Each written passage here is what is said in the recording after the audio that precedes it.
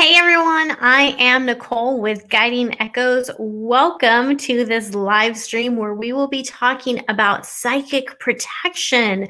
So, what is psychic protection? Why is it important?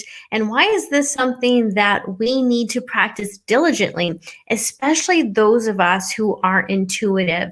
And when I talk about those of us who are intuitive, I'm talking about psychics, mediums, people who are Reiki practitioners, and really, when you think about it, we're all spiritual beings having a physical experience, right? And so when you think about it on that level, it means we're all spiritual, we're all psychic on some level. So we all need to be doing our due diligence to practice psychic protection, which can also be psychic prevention. So let's go ahead and talk a little bit about why we need to practice psychic protection. But before we do, allow me to take a moment to introduce myself in case we haven't met before. My name is Nicole, and I am a psychic medium. And here on this channel on Guiding Echoes, whether you're watching me on YouTube or on Facebook, this is a safe community that I created for you so that we can openly discuss fascinating questions and topics such as what is the afterlife, how to develop your psychic and mediumship abilities, and other similar topics that fit into that whole realm. And today, of course, we are talking about psychic protection. So, psychic protection is necessary because as we move through this wonderful journey called life, we often meet with different people, right? In fact, it's impossible to go through life and not meet other people unless you are absolutely a hermit. And so, my guest today is Mary Marshall, and she's actually going to be talking with us some more about that. And so, let me go ahead and bring her on. Hi, Mary. Hey, How are made it in not the nick of time, a few seconds late there. Sorry about that. Well, that does happen. So this is Mary Marshall. She is an intuitive medium and paranormal investigator with over 18 years of investigative experience, right? Has it been 18 years? Actually, it's like over 20 now. Oh, It's ridiculous. wow. I don't want to start admitting that because then that starts making me too old. So No, not at all. And so you've actually written a book and you've done so many fascinating things in the field. So before we dive into this topic further, I just want people to get a feel for you and why you are the perfect person to help us talk about psychic protection. So take it away, Mary. maybe I don't know about the perfect person, but experienced starting before I was even really publicly working as an intuitive medium, working in as a paranormal investigator, and you go into all kinds of situations and you don't know what's going to be there. Right. And so, not only for me, but for so many other people, you really bad things happens. And honestly, I actually did go through a really, really bad period with a negative attachment that was kind of systematically destroying my life. And this was about 10 years ago. So it really made me have to address all of these things, because here's the mistake I made is when it started, and this is for anybody that's listening, you think, I knew. I'm like, I've been doing this. I can handle it. I'll do this or I'll do that. And I couldn't handle it alone. Sometimes you need outside help as well to help remove some of the, I had a shaman friend who actually helped me with this. He used to say bad mojo or juju. That was another word he'd say. You just had all kinds of bad mojo or juju around you, kind of thing. So it's really important because it affects, attachments or negative psychic attacks, even those types of things. That affects your health. It affects everything. So yeah, it became really important to me as a paranormal investigator to do this. And then probably, I don't want to say even more so, but just as important, working as an intuitive medium, as you know, because you're opening yourself up and you have to be careful about what's coming in. So Your mic.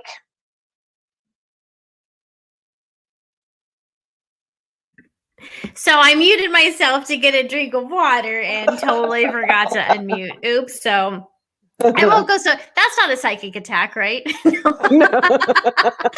Okay, good. But there's other ways that people can get attacked psychically. So it's not just through an entity attachment.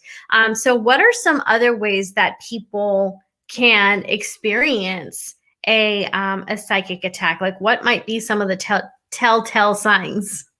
A psychic attack, and this is my interpretation. I don't think that everybody necessarily may agree with this, but it can happen from person to person, and you can have somebody who, um, just is really angry and upset, and or maybe even a revengeful as far as that. But even just a simple being really angry and upset with another person, or that bad energy is being directed to that person and entering into their their bioelectric field, to their aura. And so, yeah, from person to person, in crowd situations, I this thing, and I don't know why I call it this, but I call it my Star Trek shield, because it's just this like little noise I hear in my head and see, like, in the Star Trek, they would, the transporter, be like, and that kind of Right. thing. So when I'm in a crowd, or if I'm sitting in an audience, and sometimes you get that person and you can just, it's weird. You don't know anything about them. You don't know them. You don't know anything about them, but you're like, oh, I don't like you. I just am getting a really bad feeling from you.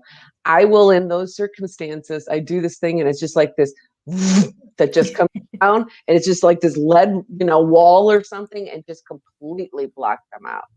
But there are other ways too, which we can get into if you want to later, and I'm sure being able to block, but as well allowing good energy in, but blocking the negative, because that's kind of important. I think, especially as an intuitive medium, but just in general, you really only want to use that complete block for temporary basis, because otherwise you are kind of cutting yourself out from the universal consciousness, as it may be. Right. Yeah. You're just like saying no to everything. And that's not Right. necessarily what you want to do. Right. Exactly. Yeah. So, Exactly. so talking more about psychic attacks, because I really want people to understand why it's so important to practice psychic protection, because that's also spiritual hygiene, like when you think about it, because a psychic attack is really when you're kind of picking up energetic dirt, like energetic trash, and it starts, clinging to you.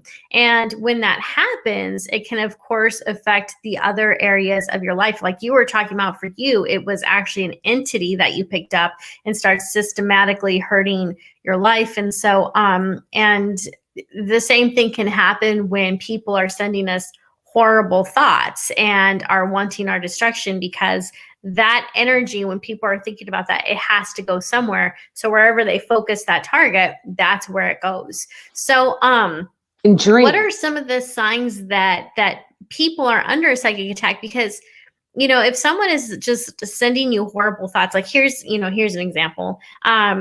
We all know that one person who seems to be really nice when you first meet them, and after you get to know them, you realize, okay, this person doesn't seem to be so nice, but they're still nice to me. But you know something's off. And while they're smiling to your face and they're pretending to be your best friend, they might actually be sending you horrible energy.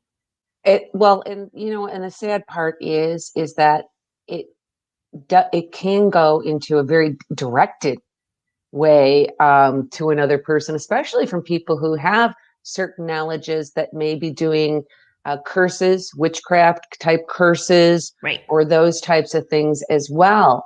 And then here's the thing that, for me, is there's two things. One is there's also the energy, or vampires, psychic vampires, where that they're just trying to not only maybe necessarily create something negative, but drain off your energy and your positive energy. Right. And again, that can affect your health. The other one is when we're sleeping. That was huge, honestly, for me, because you are in your most relaxed state. You are also your most vulnerable. So Right. for me, it was, all right, how do I protect myself while I'm sleeping? And so that's when I started, I have certain things that I do for me personally on that. But yeah, there's all kinds of ways. It could be a vampire, it could be directed psychic attack, it could even be unintentional by someone else's energy. Again, like we said, being focused on you as well, besides an entity that may come in that's not all that nice and wants to create havoc for you in your life. Sure. Okay, so we do have a few questions coming in from the chat already, so let's go ahead and take a few of those. So Sarah is asking, how can we tell the difference between a psychic attack and attachment versus mental health traits like paranoia and mania? So that's a really good question. It is a really good question. And you know what? It is a tough question. I've actually worked with two psychiatrists. One was a psychiatrist and one was a psychologist who actually contacted me about this because she went, I'm not going to get into all the details, but she had a case that involved two different people that were related. And she was really questioning at this point. I hear this is a, scientific, Right. psychiatrist who was like, I really think that they may be under psychic attack.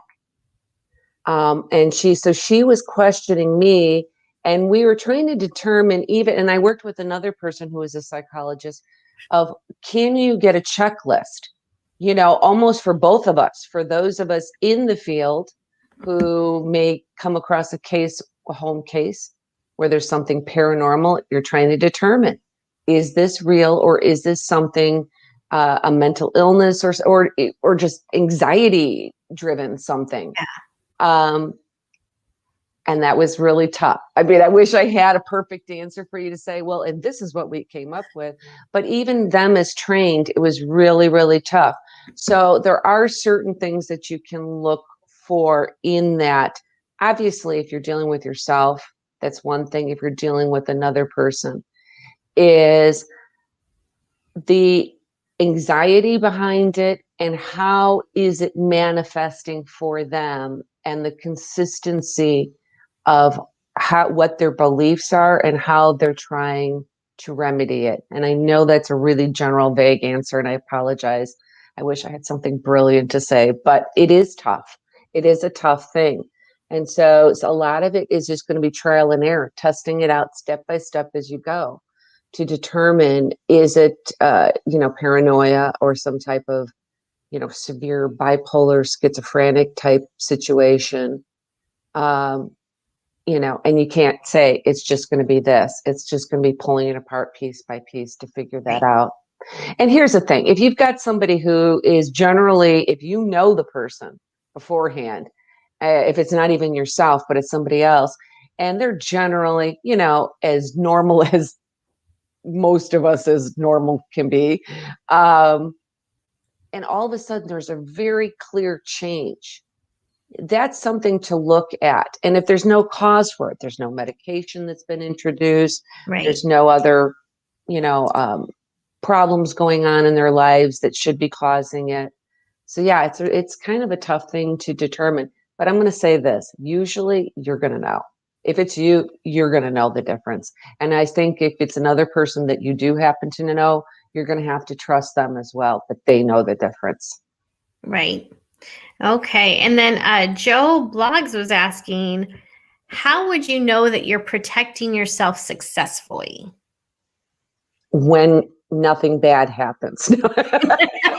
Pretty much, yeah. Pretty Pretty much. much. Yeah. Um, Here is the, oh gosh, I will tell you personally, I think I kind of had like in fights with myself over this, because I'm like, well, I'm doing this and I felt still scared. Like I was so exposed and open and vulnerable. And honestly, that's what kept me out of the public as a psychic medium for a long time. because of the idea of reopening up again to everything, that kind of feeling. And so, it's like, I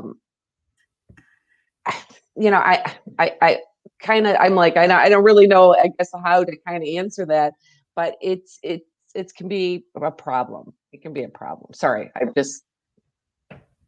so You're sorry. fine. I'm trying to shut my phone off. It inevitably, in the middle of my thought, I kind of lost it because I'm like, oh, quiet. Sorry about that. It's just one of those weeks, to be honest. Like it's one of those strange weeks where weird glitches are happening. Like I've been totally accident prone this whole week. Like Mike can tell you, it's just been like crazy and glitches. And Mercury's not in retrograde, so I don't know what to blame it on anymore. I know. It's like, what? Yeah. What do you blame it on? But to kind of circle back a little bit, is that here's my big thing. What really is intention. Intention, and that is the beginning of it all. And so how you manifest that intention, and that works for other things, but as well as protection, that's what works for you.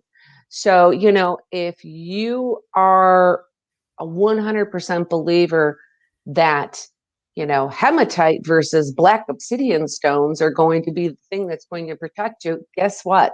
In my opinion, that's the thing that's going to protect you.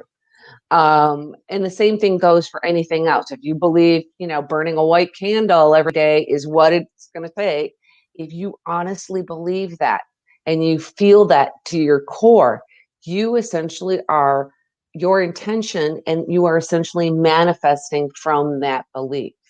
So sometimes what may work for one person may not work for another. There's little exercises. It's not even an exercise. I had someone come and tell me this, and this particular thing was a game changer for me. It is, and I tell clients this too a lot of times, if they seem to be needing something during, like the read, and we get into this topic, but it has to do with mirrors. So we all have. I see it as kind of an egg, are around me, as far as the energy. And then it's, you've got your light inside, and you've got for me personally, it's gold. But when I'm in question, or if I'm feeling, even if it's a little vulnerable at the time, it doesn't have to necessarily be a really bad, negative thing, is taking full length mirrors and placing these full floor length kind of panels around the outside of my little bubble, and having the mirror face out from me. And so the idea behind this is that the frequency, and there is, to be honest, some scientific as far as this goes as well, as far as how energy, at what frequency it resonates. Lower energies, negative energies cannot get through the mirror. And the higher frequencies can. So you can say it's nice and connected, but yet safe. And for me personally, that I use that a lot. I'll use that often. That's kind of my go-to. And it's diligence, by the way. I mean, it's doing it whatever your remedy is going to be, you need to stay on top of that. Especially if you feel like you are at a point where you're susceptible to some type of attack, psychic or whatever, to stay diligent on that. And I'm one of these, I throw everything at it. So it's like, oh, well, I use, somebody will be like, oh, I use, I don't know, black obsidian. It's like, I have black obsidian, I have onyx, I have hematite, I have, and it's all there nice together with my little charging battery crystal, quartz crystal, and just mix it all together. Not, you know what? Overdo it. It's okay. Right. Well, better safe than sorry. So, Yeah, one of the things that I'll do for protection that I really enjoy doing, and I started this, I think, it was either last year or the year before, I can't remember, but I'll get frankincense and myrrh incense because I love the smell of it. And so in the morning, I haven't done this in a while, so I'm being called out on not being diligent, but what I'll do is I will, as I'm lighting the incense, I pray over it. And I have like this whole prayer that's basically memorized, where I'm basically asking the angels and the universe to bless and activate all those ingredients that are in the frankincense and myrrh, and to really kind of amp up those protective qualities. And one of the things that I say in my prayer is, may this incense protect us from anything that would intentionally and unintentionally cause us harm. Because that's one thing that I've noticed too, is like, a lot of times people, like you were saying, that they'll unintentionally send bad thoughts. They're just thinking about something that they may not like about you, or something you said that, hurt their feelings, and you didn't mean to hurt their feelings, but they're obsessing over it. And so that is a form of sending, possibly negative energy. And so it is unintentional.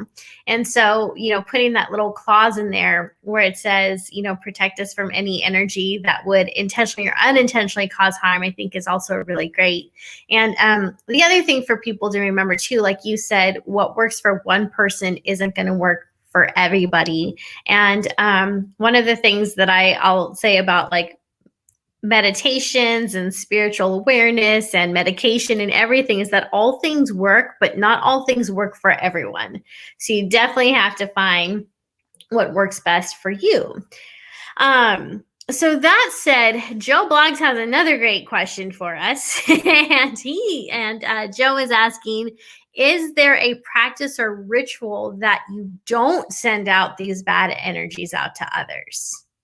So that's a good question, because that's like taking a lot of responsibility and basically asking, how do we restrain our own energy so we're not sending this negativity to someone else? Don't do it. I mean, don't. I mean, I guess intentionally, obviously it has to be on a subconscious level.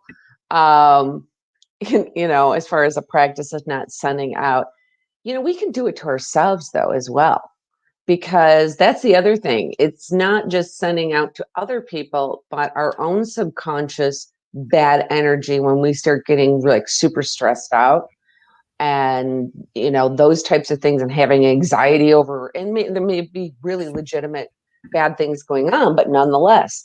And so when you have your you're for yourself, like I know, if you know this, that you have problems with electronics a lot of times, intuitive mediums, right, or empaths and other people, and so it's the computer, it's the phone, everything's going wonky. But then you also just have those days that it seems like from the outside in, as if you have no control over it, one thing after another just keeps going wrong.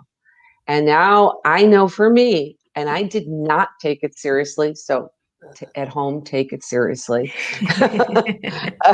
is to not like really pull that energy in. So now I'm thinking, but I have no control over it. I mean, come on, like, this guy came over here and he wrecked into my car, or, that kind of attitude. Where now I'm like, Mary, stop, take it, bring it, pull it in and bring it down. Pull it in and bring it down. Because if I do not do that with my own energy and take that time, and for other people listening, whether that's a meditation, whether it's sitting and, outside on a bench and having a Coke and watching the birds, kind of a thing, whatever it is for you, bring it in and bring it down. Because if I found that if I do not do that, it will just continue to snowball that energy. So even when you think that you aren't doing it, you can do it to yourself. So I would think that the same thing would apply. I think it's harder to know, but let's say you're in a couple living as a couple situation or marriage. that would be a really good time to then look at it and go, okay, maybe it's my energy that I'm putting out. And you just really need to do your due diligence as far as visualizations, cleansings, those types of things, whatever it is for you to be able to bring your own energy in and down to not affect others or yourself. Right. Yeah. Well, and then the other thing you can do too, and I'm sure many of my viewers are familiar with this too, is there's positive affirmations, there's learning how to forgive on the spot. And forgiveness is a process. So it's not like, you forgive someone once and then you never think about their ill ways again. It's that process of when it starts to come up and you start to get angry with them, you're like, I'm letting this go. I'm letting this go. I'm not going to let this affect me anymore. And one of the things that I'm also big on that helps you to not send energy to other people is just focus on your damn self. Don't worry about what everyone else is doing. And when you find yourself obsessing over something, like you were saying, pull it back, but just kind of, you can also start saying, okay, why is this bothering me? Why am I still, you become introspective, and then it becomes like a learning experience instead of you sending out all this like horrible energy to someone. It becomes you possibly even healing from that experience and becoming a more knowledgeable person. And it's other little things, and I mean, I shouldn't say they're little, but there's other things that you can do as well and use as tools. But again, I say the word tools because I really do think it goes back to the intention. Yeah. In many ways, you can look at it and go, a stone is just a stone. Salt is just salt. Sage is just sage. It's a weed. It's a this, it's a that, kind of thing. But it's the value that we give it, which also gives it its strength. I don't think that it's magic. Because to me, that would be almost magical. It's holding this immense power. It's the universal consciousness that is giving it and all of us our power, if you will. Right. And like different things. Like I know a lot of people are really fond of the palos, and I personally, and this is even just talking to people, really feel like white sage works better. But here's the thing: if a person's got palos and they feel that that's better, and they go to use white sage, guess what? It's not going to work as well, because we as individuals have so much more power, and I don't mean that in an arrogant way, but power or control over our reality, our world, and what it looks like and how we interact with it. So we really have to a little bit take back the power from the crystal or from the sage, just to say that we are giving it its power.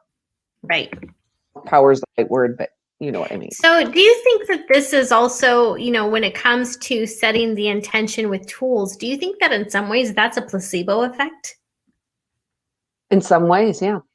I mean, from a psychological standpoint, it really rather is, because if we started out somewhere along the way, and somebody said, do you know that birchwood, if you take a piece of birchwood and you did, I don't know, stick it next to on your nightstand, you're going to have great dreams. And people start doing this, guess what? Birchwood is going to start working, because the power, and again, it's probably a poor word, but the power is coming from the soul, from the people, not the inanimate objects. Right. So. And then also I need to thank Haunted Road Media, who sent in a $2 super chat sticker. So thank you, Mike. Very nice to receive those super chats, regardless of where they come from. So thank you very much. And then also we have so many fantastic questions. But before I move into the chat questions, I did actually have someone who sent me a question on Instagram a few days ago. And basically with her situation was, and it's like really interesting how often I hear this story repeating from different sources. So I'm going to try to go off of memory because I forgot to print up the question. So she was going to a psychic for quite a while, and she really trusted this psychic, and the psychic seemed to be on point for a while. And it turned out later she found out that the psychic was actually sending her some bad energy, and things were starting to fall apart in her life a little bit. And what ended up happening was I don't remember how she found out that this woman was sending these bad intentions, basically. But it turned out this was almost kind of a ploy that she was doing to her clients so they would come back to her.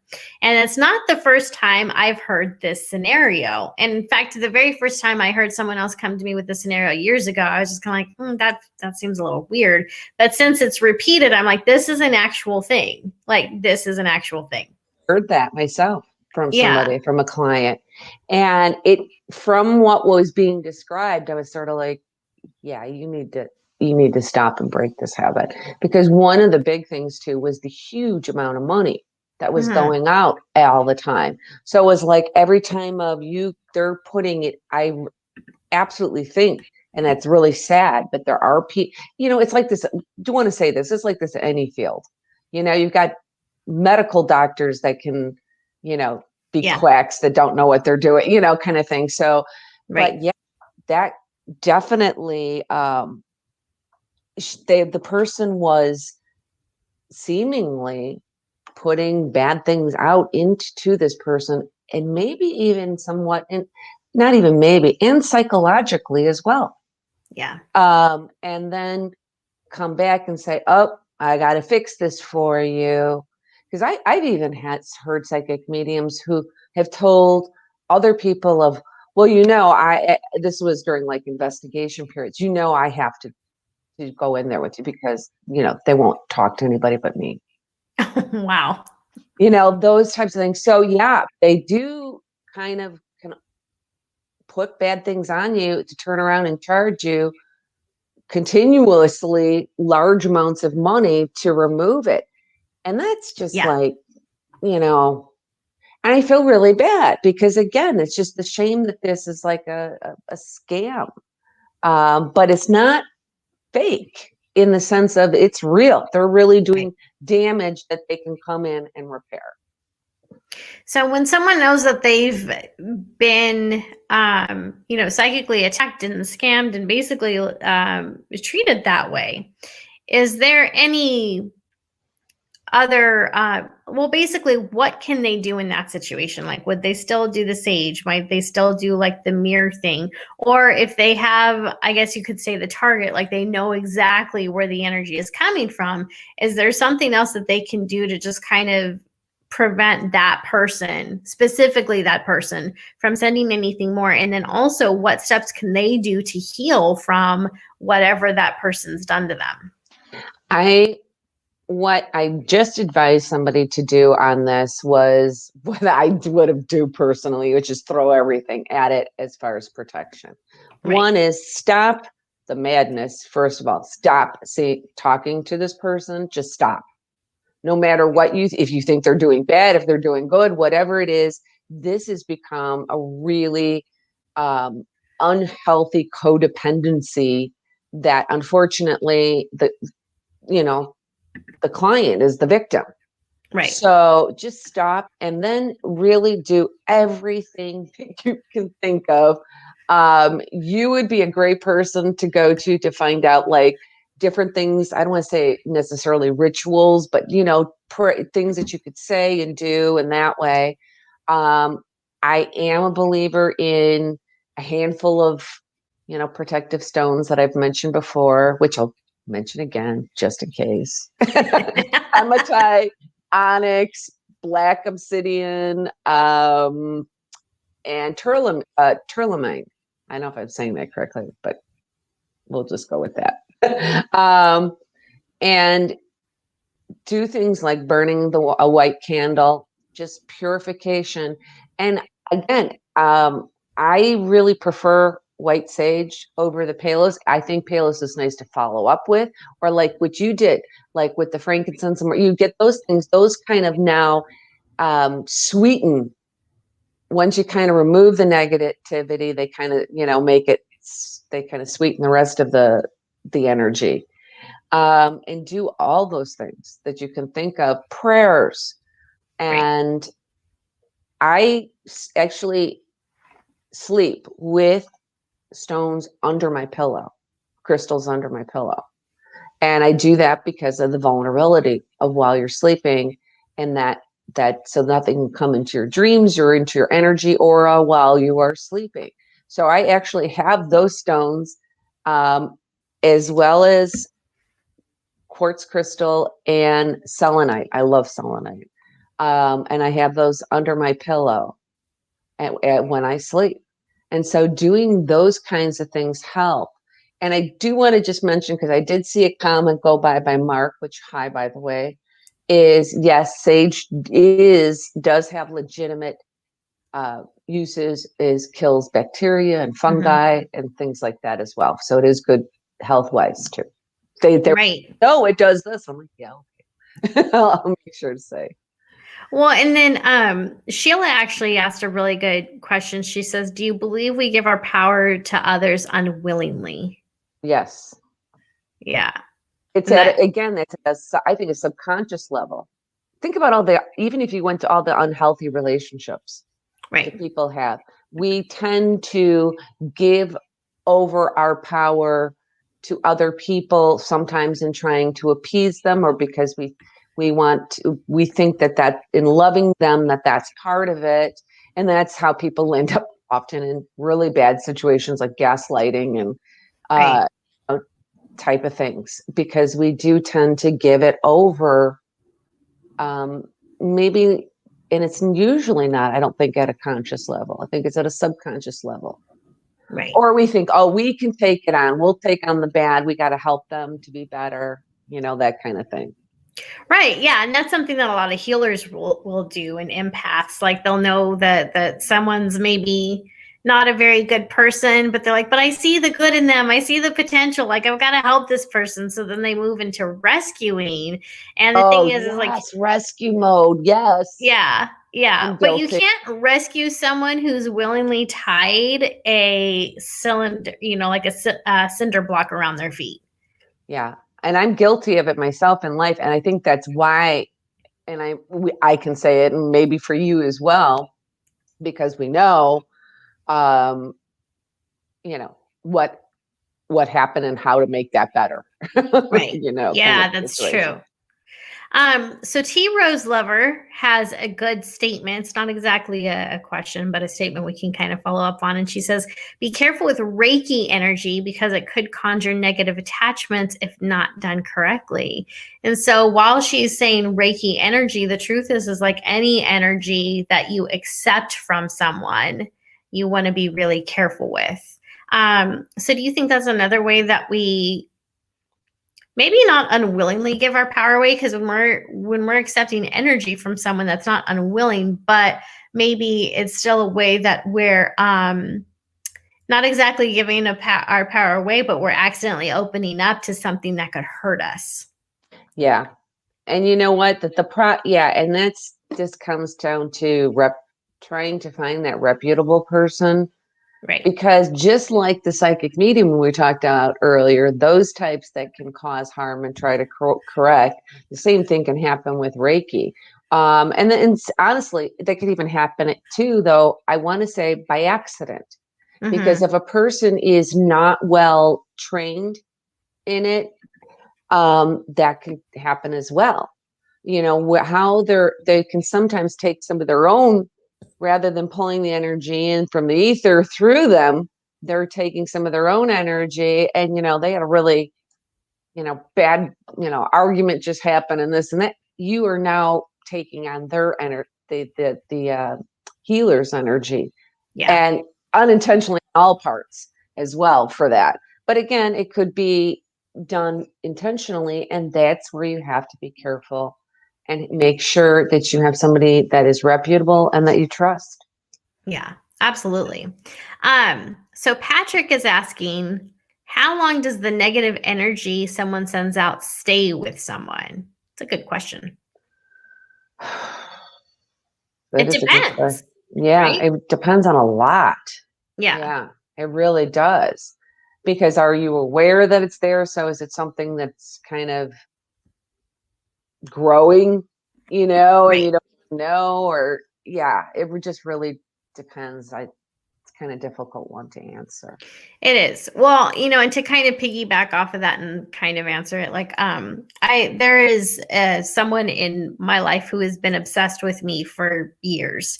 And this person will decide to show up in my life every now and then with the mere intention to harass me. So this person will fade out of my life, come back, fade out of my life, come back. And I've blocked this person on every social media outlet. I've made it clear I don't want this person around, but they still keep, every few years when this person maybe gets bored or doesn't have anyone else to pick on, always comes back.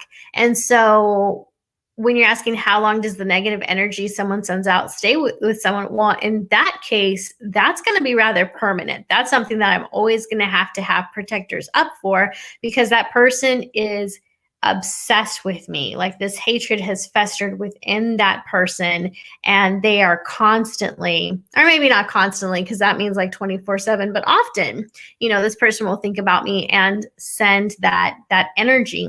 And so that's someone who's constantly feeding that hatred and constantly feeding that energy. Whereas, someone else that maybe I haven't spoken to in 7 years, and we had an argument, and maybe she got upset and she was, thinking about how horrible I was for a few days, that energy is not going to last very long because that person's moved on.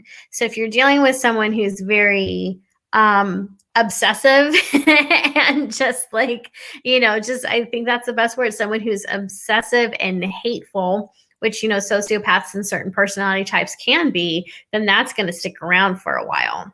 Yeah. So, I'm gonna not to real quick. I see T Rose Lover. I can see on the comments says saltwater bath to cleanse away negative energy. Yes, that's a good one. You got a lot. You have very educated followers and listeners or viewers or whatever you want to call I it. do, yeah. So I'm glad you're looking at what they're saying, because they've got some great questions, and then they've also, yeah, they know their stuff. Like, they're putting out some great and fantastic advice. So I do the Epsom salt myself, the baths. Again, it's a when it depends on what's right. going on, but if it's one of those times, I will throw everything I can think of that works for me at it. And that's one of those that I do believe really does help, because it's a cleanser. Yeah, absolutely. Virtually. So Charlotte has a good question, and other people have asked this in different ways in the chat, but she's asking, is there a certain sign or feeling? And I think she's referring to the psychic attachment. And then also Charlotte is asking, can you feel or know when that individual is targeting you? So I think these are both about the same. So how can you know when someone's sending you bad energy? What are the signs? What are the feelings? Like, how can you know that you've been psychically assaulted, so to speak? I think sometimes, again, it's going to be a process of elimination, but if you don't have any, it's really going to come down to, let's start with your own, what you do know first.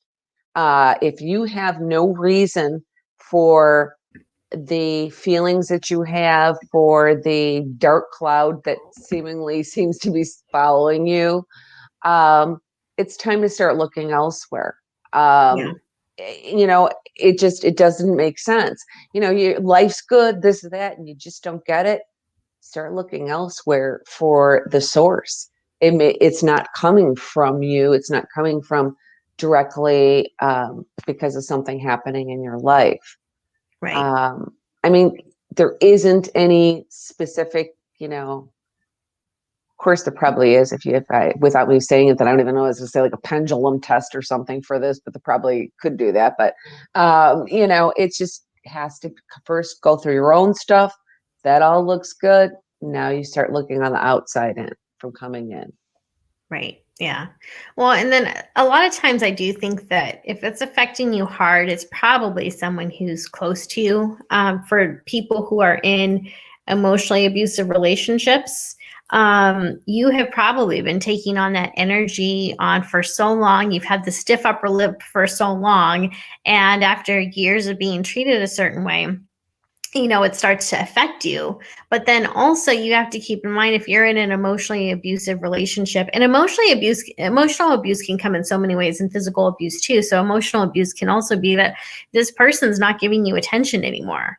Like, you're supposed to be with this person who loves you and they've stopped loving you. Well, that's, that is also a form of abuse. And that is attention. That's an intention that's being sent to you. So really start to, like Mary was saying, start with yourself, but then also really look at who's closest to you. Like, who have you allowed in your bubble, and how do they treat you?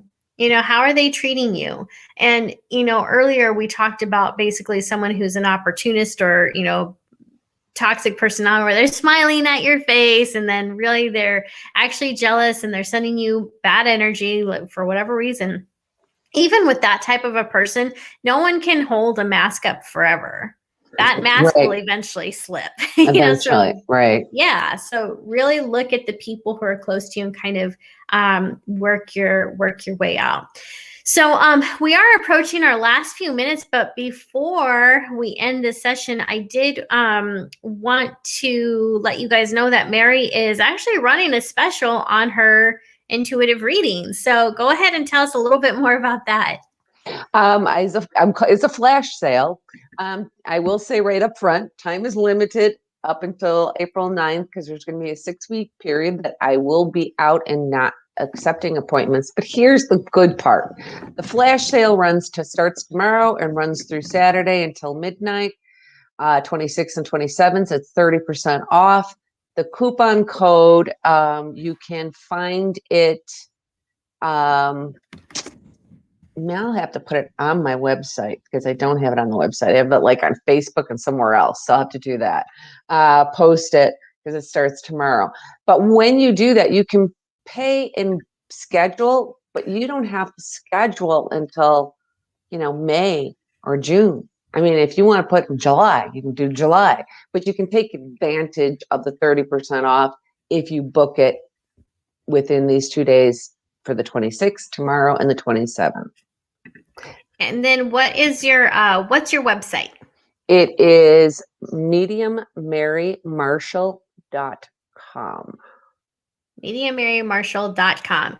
And then I actually pulled up your Facebook message to me so I could pull up the code, because yeah, you know what, here, and the alternative, there's another, you can also go in through the paranormalmd.com. So either one will work and will take you to the website, and the other one should take you directly to the intuitive medium page.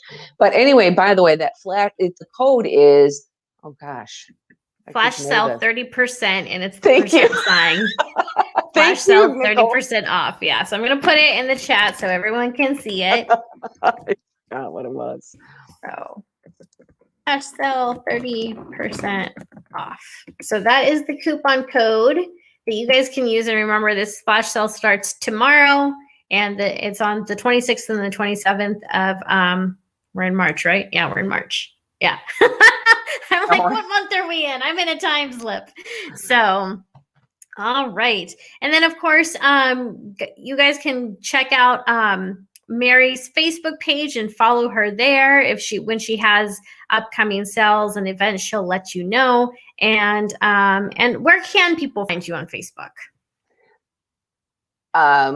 The Paranormal MDs with an S. So it's the Paranormal MDS.